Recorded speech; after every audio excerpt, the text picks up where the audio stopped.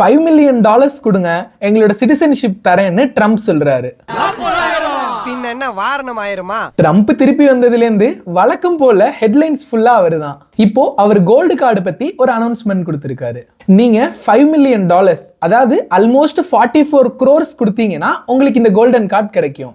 ஆக்சுவலா இது முன்னாடி இருந்த EB-5 விசாவை ரிப்ளேஸ் பண்ண போறதா சொல்றாங்க. இந்த EB-5 விசாக்கு வெறும் 1 million இன்வெஸ்ட் பண்ணியிருந்தீங்கன்னா போதும், உங்களோட கம்பெனி அங்க அட்லீஸ்ட் 10 எம்ப்ளாய்மெண்ட்டை கிரியேட் பண்ணியிருந்தா 5 to 7 years ஆஃப் வெயிட்டிங் டைம்ல உங்களுக்கு அந்த சிட்டிசன்ஷிப் கிடைக்கும். இந்த கோல்டன் கார்டு அதை விட 5 மடங்கு பிரைஸ் அதிகமா இருந்தாலும் நீங்க அங்க எந்த ஒரு எம்ப்ளாய்மெண்ட்டும் கிரியேட் பண்ணியிருக்க தேவையில்ல, வெயிட்டிங் டைமே இல்லாம உடனே உங்களுக்கு சிட்டிசன்ஷிப் கிடைக்கும். இந்த கோல்டன் கார்டுக்கு ட்ரம்ப் ஒரு எக்ஸ்பிளனேஷன் கொடுக்குறாரு. இவ்வளோ ஹியூஜ் அமௌண்ட் கொடுத்து உடனே அங்க செட்டில் ஆகணும்னு நினைக்கிறவங்க கண்டிப்பா ஆல்ரெடி சூப்பர் ரிச்சா தான் இருப்பாங்க.